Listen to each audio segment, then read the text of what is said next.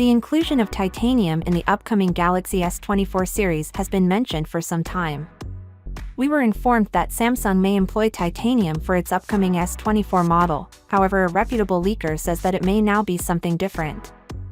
S24. There is no truth to the claims that the upcoming Galaxy S24 series would have titanium frames.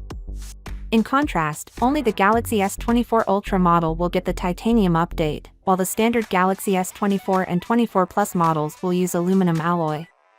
While leaker Revegnis said that all Galaxy S24 models will feature titanium frames, Samsung armor aluminum to previous Galaxy S phones.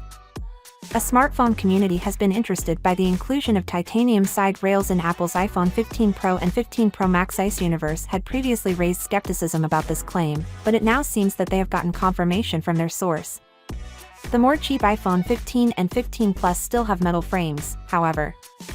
It would be logical to think that Samsung could have to develop a plan for its next-generation smartphones. Since conflicts amongst leakers of this kind are relatively uncommon, it might be difficult to tell who is in possession of information. Many of us were thrilled by the possibility of the entry-level Galaxy S24 sporting luxury materials.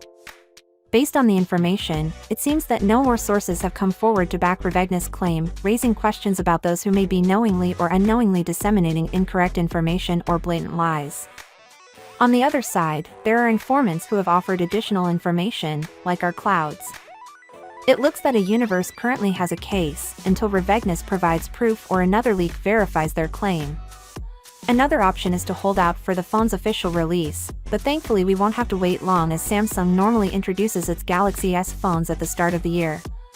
In 2024, Samsung may aim for a January release in order to quickly compete with the iPhone 15 and Google Pixel 8 by releasing models, contrary to the widespread belief that this would entail a February release.